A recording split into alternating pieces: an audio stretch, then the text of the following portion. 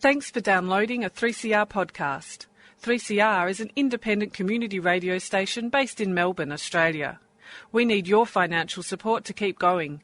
Go to www.3cr.org.au for more information and to donate online. Now stay tuned for your 3CR podcast. Evil minds that plot destruction, sorcerer of death's construction, in the fields of bodies burning, as the war machine keeps turning, death and hatred to mankind, poisoning their brainwashed mind. Welcome to the Anarchist World This Week, broadcast across Australia on the National Community Radio Satellite. Listen to the Anarchist World This Week, Australia's sacred cow slaughterhouse. Listen to analysis of local, national, international events. Listen to analysis you'll never hear anywhere else.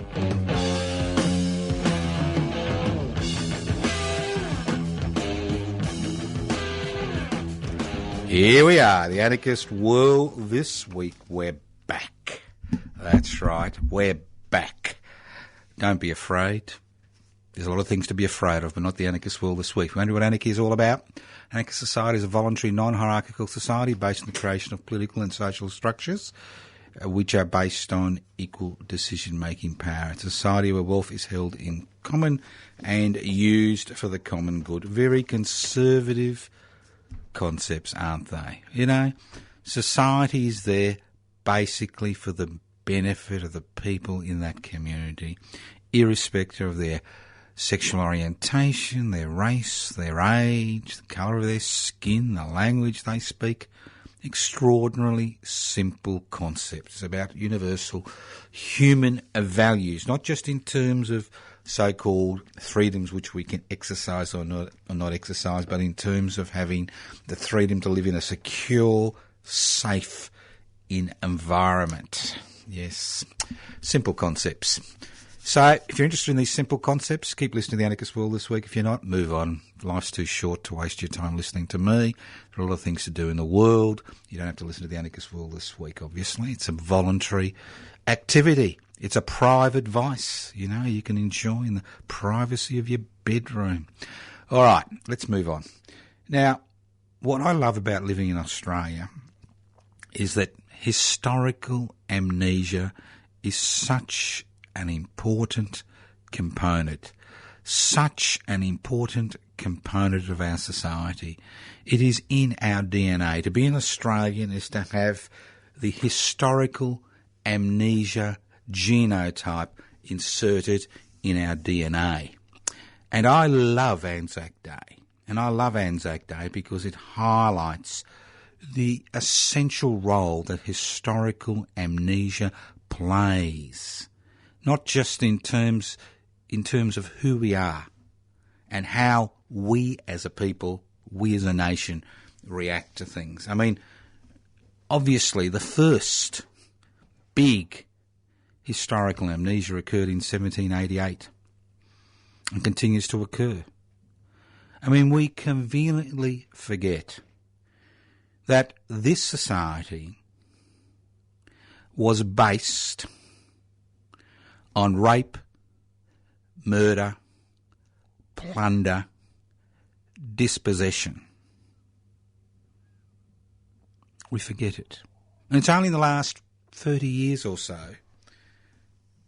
that it has become an issue. Not a major issue, but an issue bubbling in the background, where people are beginning to understand that, a few people are beginning to understand the truth about the land of Oz, the Great South Land, the land down under.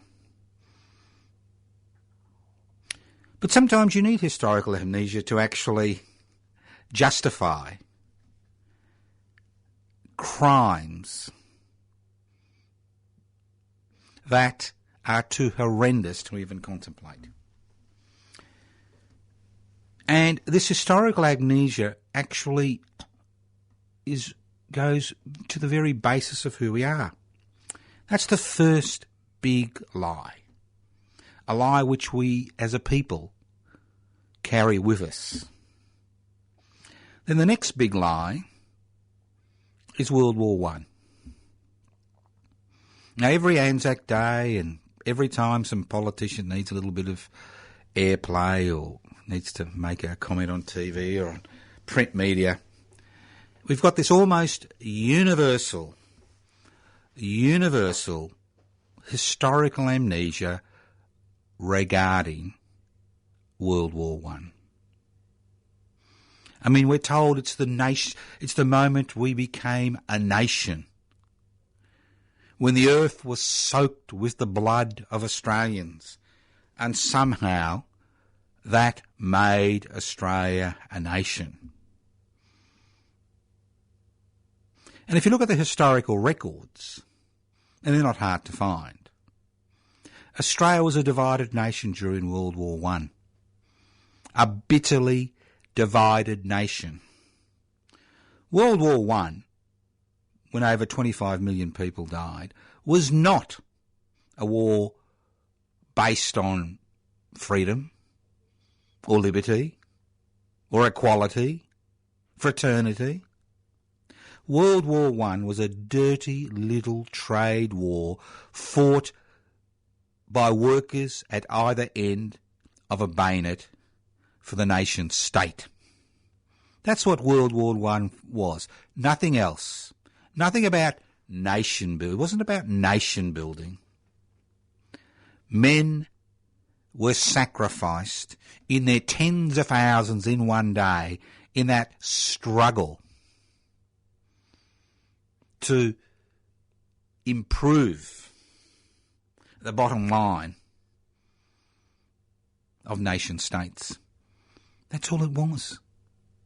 And in Australia, over 420,000 men volunteered to take part in the carnage. 62,000 died on the battlefield. Another 60,000 died within 10 years of returning to this country of their war wounds.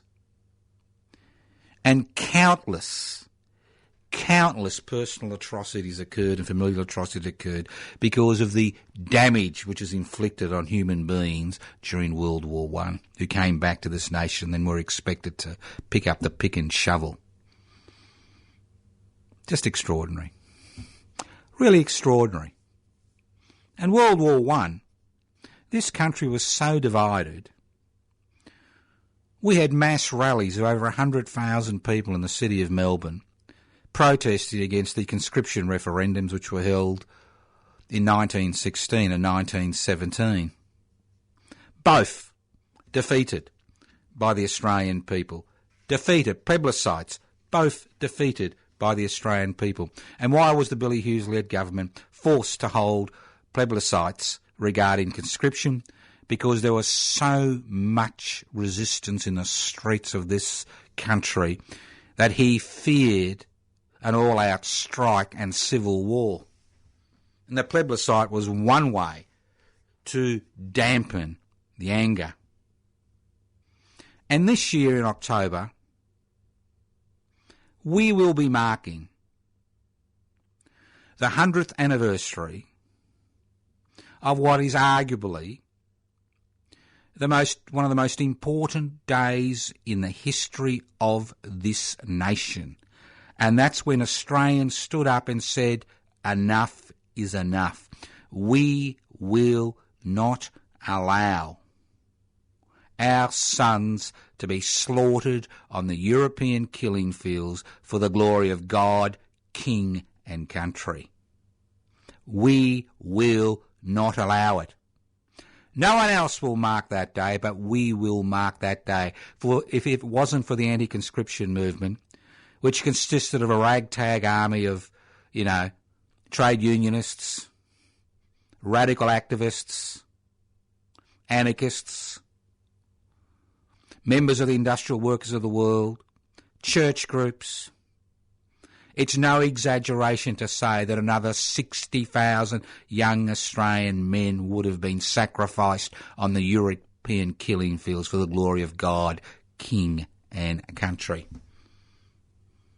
So historical amnesia continues to play a central role in our society because it is important to those who exert authority, those who wield power, to create myths that have nothing to do with reality, which ultimately bind the Australian people to them. And that's what this myth making is about. It's not some historical reminiscences.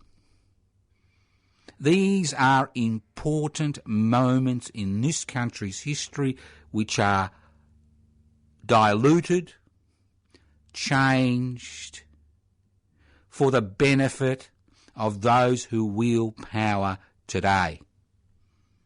Because it's important to them that this country's history of resistance, whether it was the resistance of Indigenous people, resistance of Aboriginal and Torres Strait Islanders to the invasion of lands they had inhabited for over 40,000 years, which in many cases meant the destruction, the wholesale destructions of tens of thousands of people, or whether it was the resistance of people during the anti-conscription drive during World War I who did not want their sons to be sacrificed on the European killing fields for the glory of God, King and country, or whether it was the resistance of the trade union movement, the emerging trade union movement, which banded workers together to collectively ensure that most of what we take for granted today, whether it's a minimum wage, whether it's conditions at work, whether it's sick pay, whether it's holiday pay,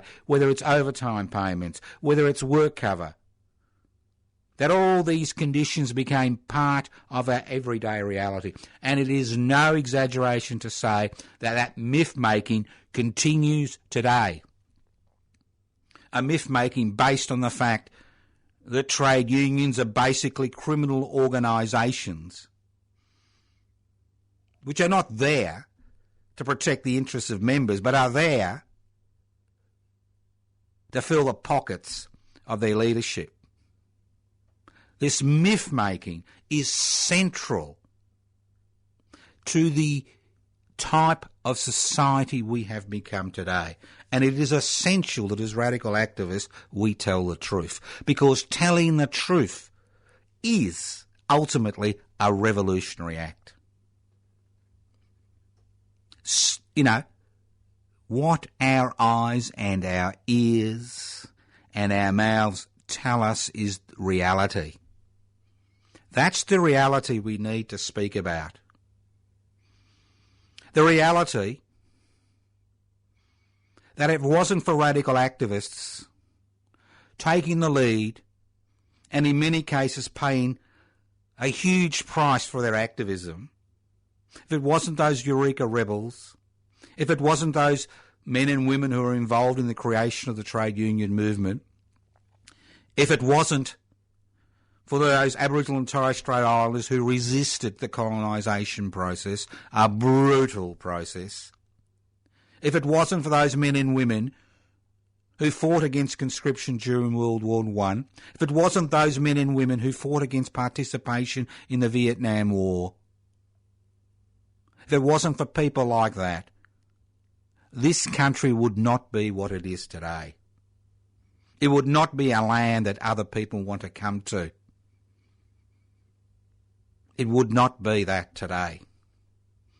Because ultimately, what we are today, what we enjoy today, or what's left of what we enjoy today, let's be realistic. Because the last 40 years, during the deregulation, privatisation, globalisation, corporatisation revolution, we have seen not only the gains of the past rolled back, but we have seen the very people who are involved in those gains being denigrated, ostracised, marginalised, written out of the pages of this country's history.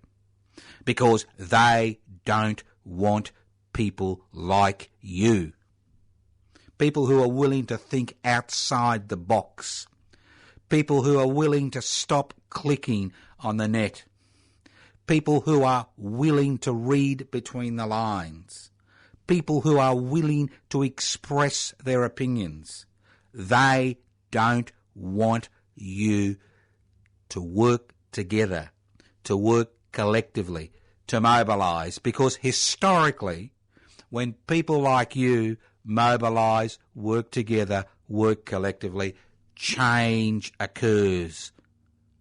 Reform and radical change occurs. And after 40 years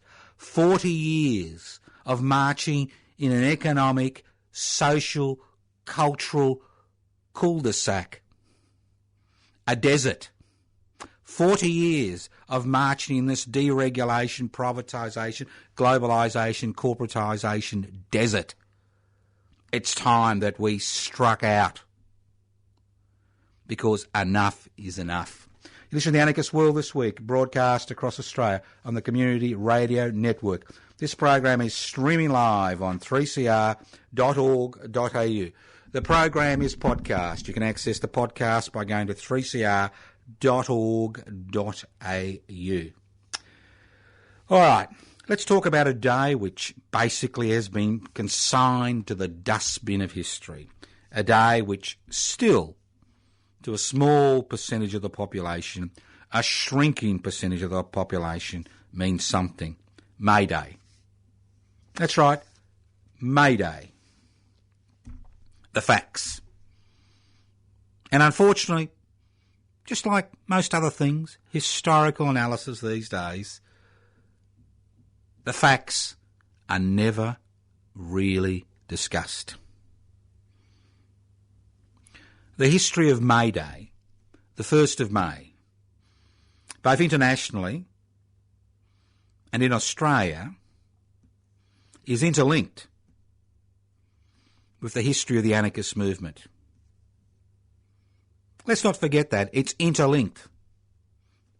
To a large degree, it is a day which was created by those at the very margins of society, a day of international struggle. In 1884, at a conference of the Federated Trades and Labour Unions of the United States and Canada, which was held in the United States, the conference of the delegates at the conference decided to launch an intensive campaign for an 8-hour working day that would culminate in widespread struggles on the 1st of May 1886. So there was a 2-year lead up for the first May Day march on the 1st of May 1886. And the goals were very clear. It was about launching an intensive campaign for an 8-hour working day. Demonstrations were held across the United States and Canada on the 1st of May 1886. In Chicago, just one city, over 30,000 workers went on strike, and over 80,000 took part in demonstrations to mark the struggle for the 8-hour day. 2 days later, on the 3rd of May, striking workers met outside the McCormick Harvesting Machinery Company. Chicago police and private investigators from Pinkerton fired on the workers, killing 4 and wounding many others.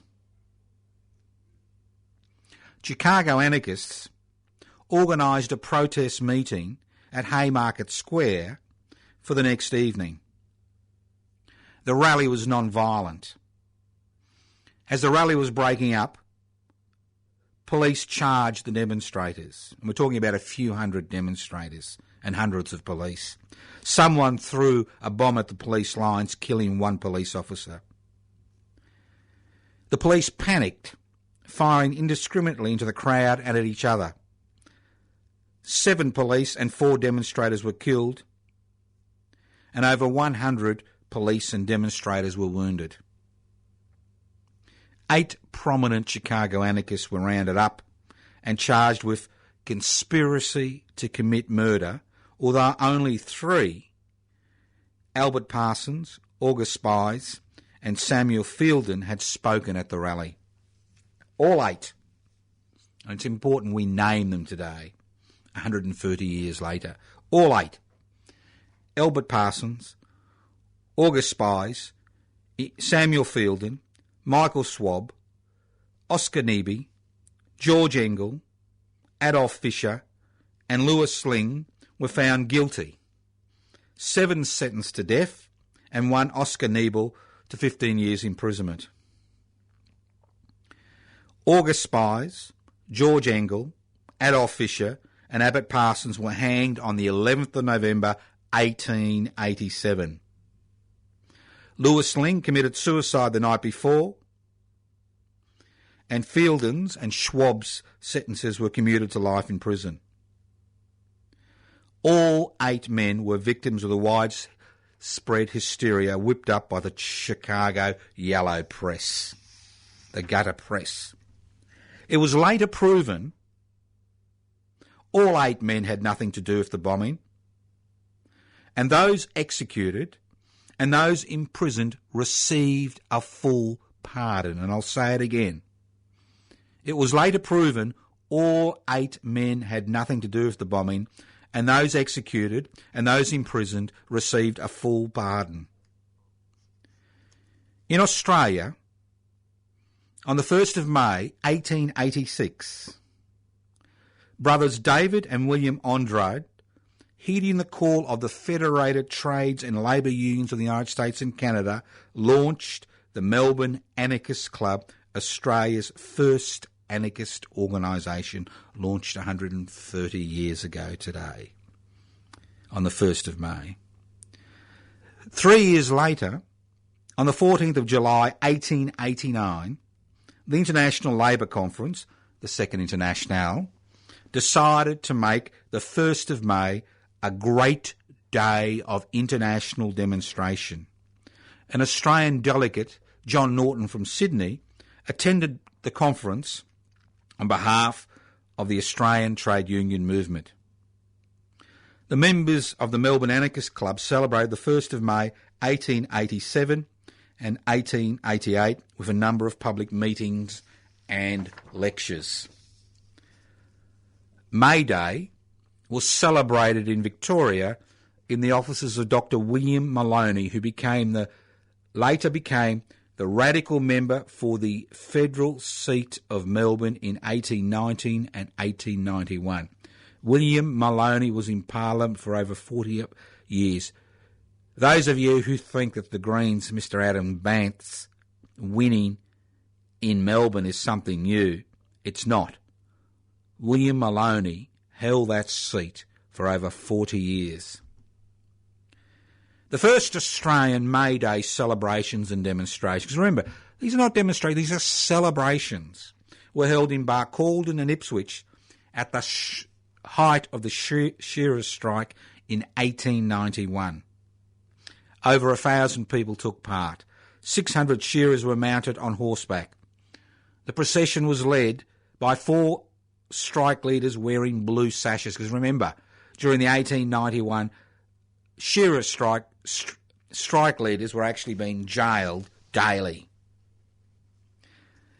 The Oddfellows Band was followed by the banner of the Australian Labour Federation. The Eureka flag was carried by some participants during the first May Day march in Barcaldine in 1891. In 1893, moves were made in Queensland to have the 8-hour day celebrated on the 1st of May instead of March. And Queensland is one of the few states in the Federation which continues to have a public holiday on the 1st of May to mark May Day. Unlike Victoria, where there is no public holiday for May Day, and the traditional Labour movement celebrates May Day on the first Sunday after the 1st of May. In 1892, a public celebration was held at the Arab Bank in Melbourne to mark May Day. The meeting was chaired by well-known Melbourne anarchist Chummy Fleming, who's still remembered in Carlton. A small lane off Argyle Place, Chummy Lane, is named after that well-known activist Chummy Fleming. The meeting was preceded by a march which began at the Burke and Wills Monument, which was led by men carrying two huge red flags. In 1893, Chummy Fleming called a meeting of radical delegates from across Melbourne to organise future May Day celebration. Chummy Fleming was involved in every May Day celebration in Melbourne until his death in 1950. His ashes were scattered on the Arab Bank on May Day the following year, 1951. As I said before, Chummy Place in Carlton still bears his name. So every 7 years, the 1st of May falls on a Sunday. And in 2006, the 1st of May falls on a Sunday. On the 100th and 30th anniversary of the foundation of the Melbourne Anarchist Club, Australia's first anarchist organisation, May Day falls on a Sunday. We traditionally celebrate May Day on the 1st of May. We normally don't participate in the May Day celebrations on the first Sunday after the 1st of May. But this year, we will celebrate together. On Sunday the 1st of May, we encourage anarchists, reformists, radicals to assemble at 2 p.m. at Federation Square, corner of Flinders Street and St Kilda Road. Then at 12:30 p.m, march to Trades Hall, Victoria Street, Carlton, to join the official May Day march. That's right, to join the official May Day march, to mark the 130th anniversary of the Melbourne Anarchist Club, Australia's first anarchist organisation. The history of anarchism and May Day in Melbourne is intrinsically interlinked. If you want more information, go to the website, anarchistmedia.org. There's a wonderful poster up on the website which you can download and send to your friends and your enemies, highlighting what we will be doing this Sunday on the 1st of May in Melbourne to celebrate the 130th anniversary of the Australian anarchist movement. And there's a great picture of Chummy Fleming, an original picture of Chummy Fleming in the late 1890s, distributing champagne. You like that? Distributing champagne to the unemployed. Because marvellous Melbourne in the 1880s became nasty Melbourne in the 1890s, when 10% of women were involved in prostitution to survive, when baby farmers, people who theoretically looked after the children of women involved in prostitution, who basically used to smother them and bury them in the backyards of the Melbourne CBD, were rife. The time when people were starving in the streets of Melbourne. The time when the unemployment struggle became so intense that the state government, concerned about possible revolution, opened up the Dandenongs and provided free land to any unemployed person who would go up to the Dandenongs and clear 5 acres and camp on that acres to remove the unemployed from the streets of Melbourne. So Chummy Fleming, he was a member of the Melbourne Anarchist Club, a radical activist. One day, as Lord Hopetoun, the Governor of Victoria, was trundling along in his carriage, jumped up on the sideboard and harangued the Governor about the unemployed and the plight of the unemployed and starvation, prostitution, and the list went on and on. And the Governor, being taken aback by this gentleman, Mr. Fleming, said he would do what he could to help. And he sent 6 cases of champagne. That's right. So the irony is unbelievable. 6 cases of champagne to Mr. Fleming's boot-making shop in Lygon Street, because Chummy Fleming was a bootmaker. And there are pictures of thousands of people lining up to receive a bottle of champagne. There's only about 70 bottles, obviously, 70 or 80 bottles.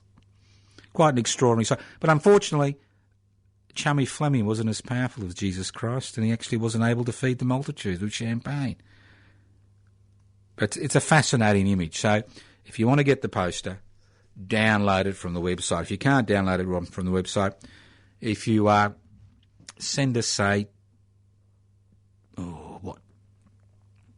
maybe $10, $20 stamps. Send us $10 stamps in the mail to Post Office Box 20, Parkville 3052, Post Office Box 20, Parkville 3052, and we'll send you a A3 colour poster you can put up on your wall.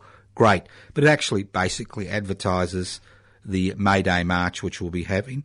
Assembly at 12 o'clock, Sunday the 1st of May, in Federation Square. We'll be assembling at the corner of Swanson Street and St Kilda Road. Then the older members will be catching a 3 tram down Swanson Street, down to the end of where Swanson Street meets Victoria Parade. Us younger folk will be obviously marching down Swanson Street. Then we'll go up Victoria Street to join the main May Day March at Trades Hall. And let's not forget that Melbourne Trades Hall, built in 1854, or commencement of building in 1854, is the longest, oldest, continually used trades hall in the world, followed by the Ballarat Trade Hall, which was built, I think, in 1884. So, a great day every 7 years, so join us. Now, let's move on. Let's move on to more pedestrian things, you know. We've talked about historical amnesia, the history of May Day. Let's talk about more pedestrian things like the election.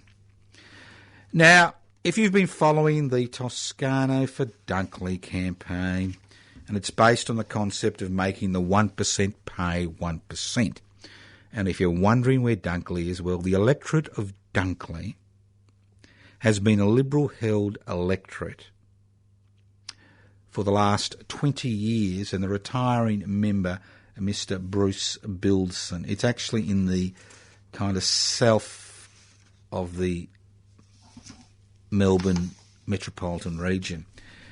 It incorporates the suburbs of Seaford, Frankston North, Langwarrin, Frankston, Langwarrin South, Frankston South, little bits of Baxter and Skye, Mount Eliza and Mornington. It's a great electorate in terms of it's a microcosm of Australian society. You've got some of the most poorest people in the country living in the same electorate, in this 105 square kilometre electorate, as some of the richest people in the country on Oliver's Hill. People are very familiar with negative gearing, obviously. So why? Why Dunkley, and why am I staying as a candidate? Look, if you're going to support me because you think I'm going to win the election, I'm not, all right? It's that simple. We are there to raise ideas which are not being raised by the major political parties. The changes in the Senate voting processes, whether it's a double dissolution election or not, and most likely there will be a double dissolution election on the 2nd of July, make it impossible for micro parties, and especially independents, to actually get a Guernsey in the Senate, unless they've got a huge profile, which is unusual for a radical activist to have, because obviously you don't want to give radical activists any oxygen, do you? So, as you know, we've been trying to form a new political party, public interest before corporate interest, not because we think, it's all about parliamentary politics, but because we need to mobilise people around ideas which force the 1% to pay their way.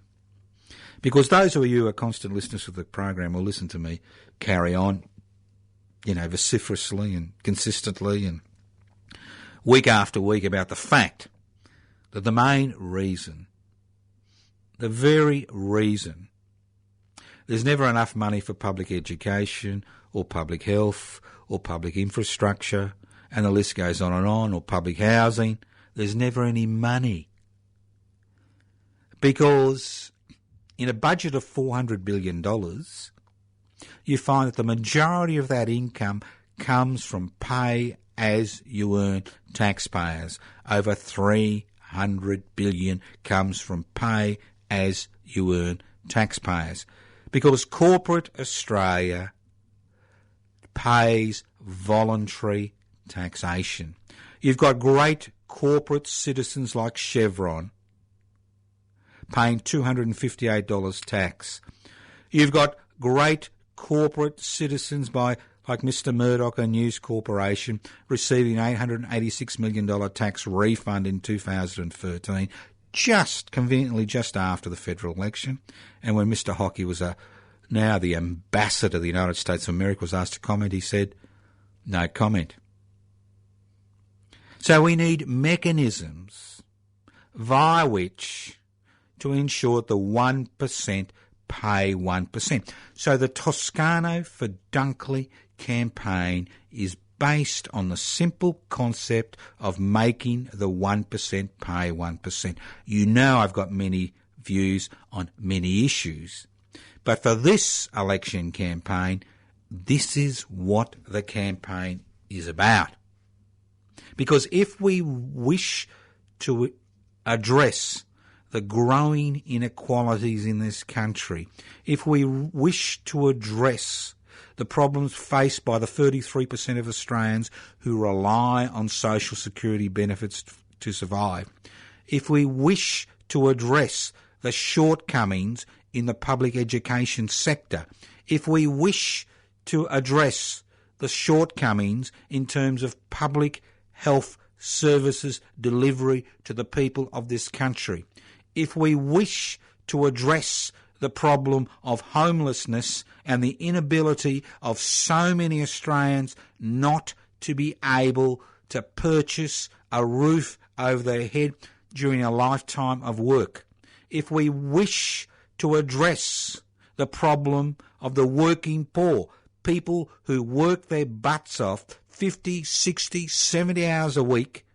who don't take enough pay home to meet their financial commitments, if we wish to address the problem of the exploitation of workers in this country, whether they're on 457 visas or not, if we wish to address the problem of diminishing return for effort in this country, if we wish to address the problems which are created by laws which legally allow corporations to pay no tax, if we wish to address the problems created by negative gearing, if we wish to address the problems which are created by governments that have criminalised trade union activists and have almost made trade union membership a criminal activity, who wanted to pass legislation which would give trade unionists less rights than drug dealers. If you wish to address these issues, we need to find ways via which we can make the corporate sector cough up. Because remember, the corporate sector benefits by the fact that we have a relatively peaceful country with minimal violence in this country. Obviously, if you're the victim of violence, it's different. But in terms of generally, the level of violence in this country is less than most other nation states. So if we wish to address these issues, we need to find new ways of making the 1% pay their fair share of tax. I'm not asking for an arm and a leg. We're asking for one simple thing. Make the 1% pay 1%. And we can actually increase government revenue from $450 billion to $550 billion, an increase of over 30% by introducing 4 simple pieces of legislation in Parliament. I'm not talking about civil war. I'm not talking about violent revolution. I'm not talking about mass street protests. I'm not talking about occupations. What I'm talking about is simple pieces of legislation which could be introduced in Parliament tomorrow. Pieces of legislation which over 70% of Australians would like to see implemented tomorrow. Pieces of legislation which our so-called parliamentary representatives have no wish of implementing. And they're very simple. One, a 1% stock market turnover tax. That would raise at least $30 billion per year. 1% stock market turnover tax. $30 billion. A 1% turnover tax for companies with a yearly turnover of more than $2 million. Exclude small business and micro business. Turnover tax. So every dollar that they receive here, they pay a 1% tax. Simple. Not a goods and services tax, a turnover tax, which is paid by corporations and companies and individuals who have a yearly turnover of more than $2 million. $30 billion per year. A 1% financial services tax for every transaction above $50,000, excluding the family home. You could raise $40 billion per year. There's no GST on financial transactions in this country. None. And last of all, the most simple one, the removal of GST tax deductions for companies that have a yearly turnover greater than $5 million. That would raise $50 billion per year. How many Australians know that most corporations and most businesses claim the GST as a tax deduction? So I'm not saying remove the GST as a tax deduction for companies that have a turnover greater than $5 million, less than $5 million, which would include 90 to 95% of the 5 million small businesses in this country that are asked to compete against corporations that pay no tax or virtually no tax, who've got so much market share they can actually do loss leaders and bankrupt their competition. And small businesses should be flocking to this program. See, most small businesses think their problems are because of their workers and the wages they pay their workers and overtime payments. The problem isn't that. The problem is the fact that you can't compete as a small business with a large corporation which legally pays no tax. How can you? Irrespective of government initiatives.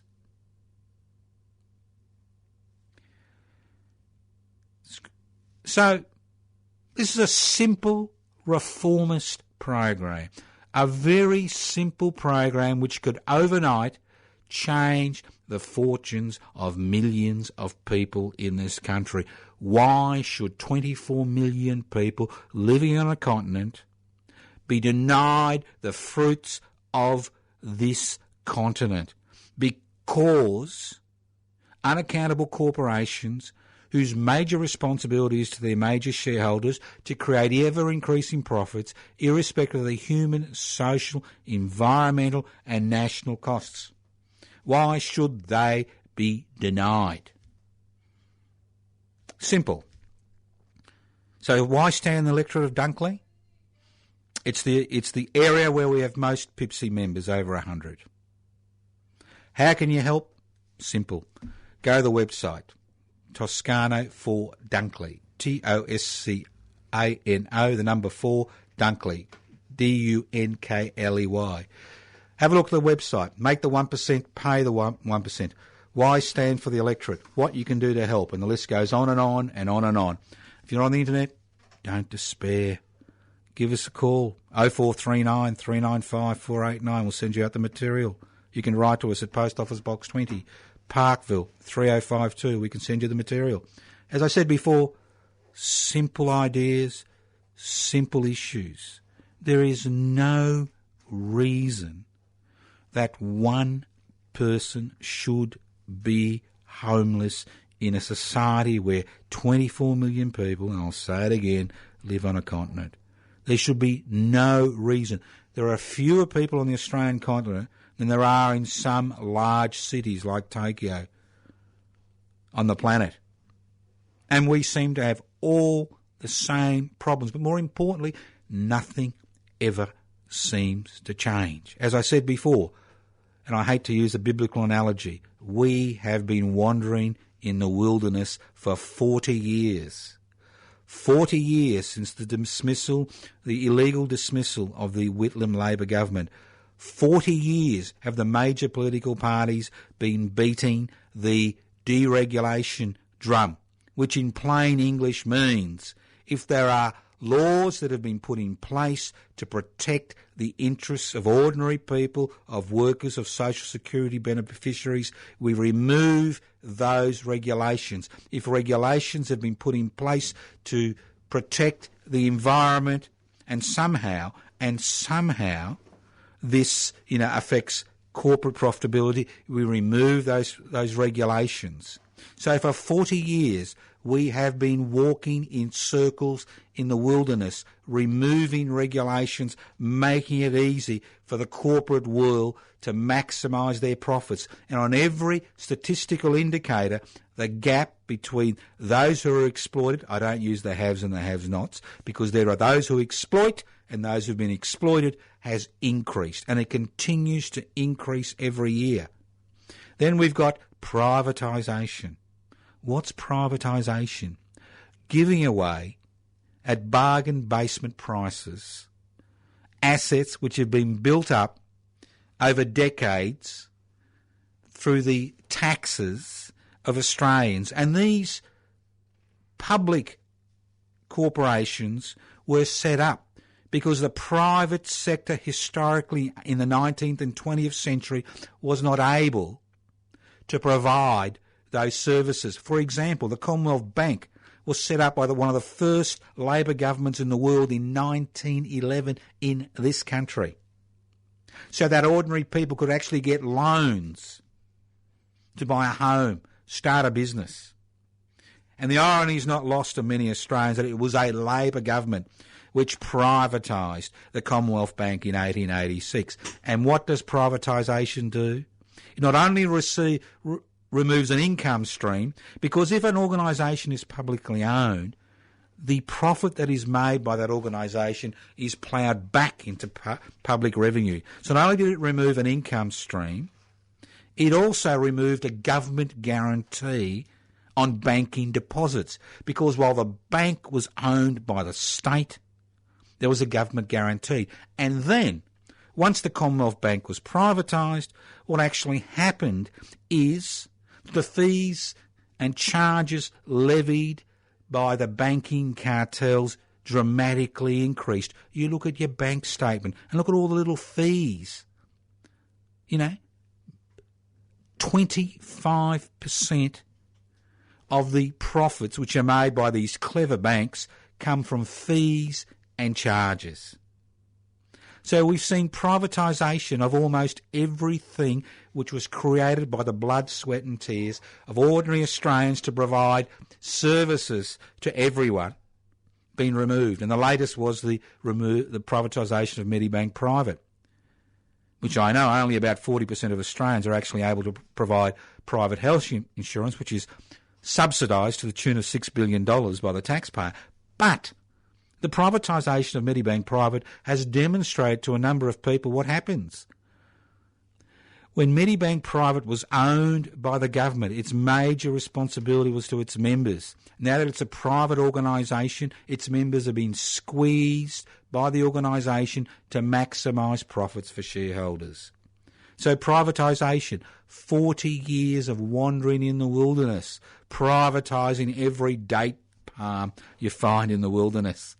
And at the end of the 40 years, there's no more date palms. They're all privately owned. And you've got to pay an arm and a leg to get access to a date.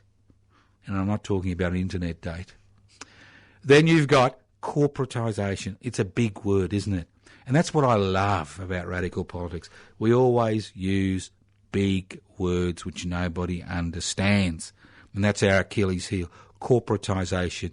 corporatisation. Mouthful, isn't it? Corporatisation is very simple.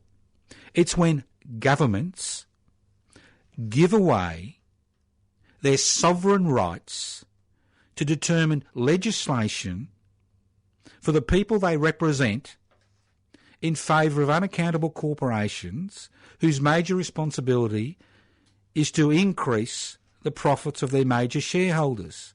And in plain English, what that basically means is that when you sign a free trade agreement with another country, although we jump up and down and up and down and up and down and up and down about illegal, so-called illegal refugees landing on this country, and people have made their political fortunes thumping the table and continue to thump the table, irrespective of what the Papua New Guinea Supreme Court says regarding the illegality of the detention of Manus Island. They keep thumping this table and they say, we will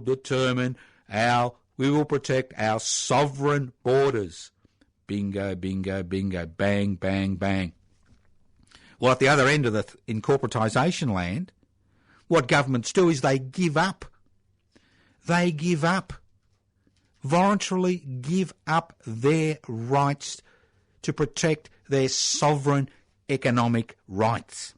So if a government decides to pass legislation to resolve problems which are faced by their citizens, right? Their citizens, and that impinges on the profitability of that corporation, the taxpayer has to compensate the corporation. That's what corporatisation is about. And globalisation, that's when we allow foreign and locally owned corporations, not just foreign but locally owned corporations, to actually do what they like. Do what they like.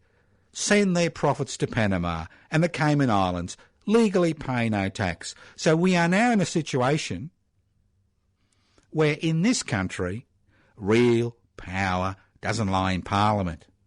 It lies in the boardrooms of unaccountable corporations whose major responsibility is to their major shareholders. But we can change this, and we will change this.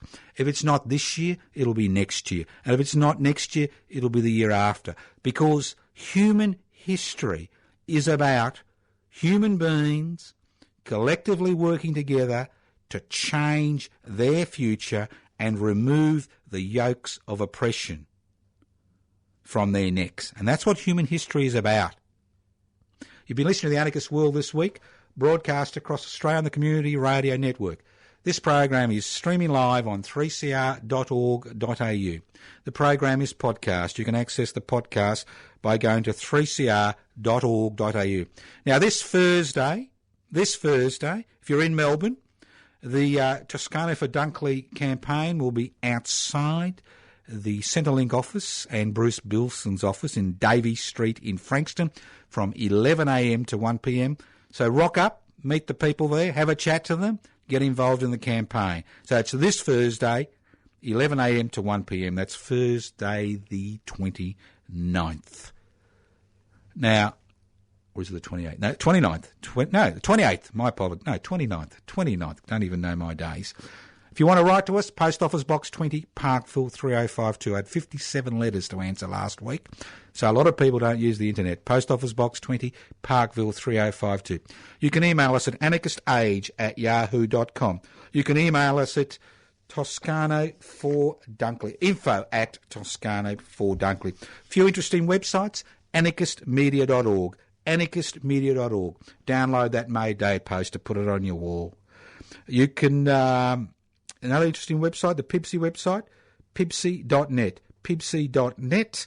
You can actually go to the Facebook page, Public Interest Before Corporate Interest Facebook page for Toscano for Dunkley. Become a friend. They tell me you can have friends. And I'm getting all these friends I never knew about, really vacuous virtual friends. So become a friend. Like the page. Make it viral. It's in your, you don't have to march up and down the street. You can do it digitally. Thank you once again for listening to The Anarchist World this week on your local community radio station. The Anarchist World this week will be broadcast next week via the Community Radio Network. This program emanates from 3CR in Melbourne. Thank you once again to all our listeners across the country, in Tasmania, West Australia, Northern Territory, Victoria, ACT, New South Wales and Queensland. Listening to The Anarchist World this week on your local community radio station next week. Evil minds that plot destruction, sorcerer of death's construction. An analysis you'll never hear anywhere else. Anarchist World this week. Australia's sacred cow slaughterhouse. 10 a.m. every Wednesday. Listen to The Anarchist World this week for an up-to-date analysis of local, national and international events. Poisoning their brainwashed minds. Oh, Lord, yeah.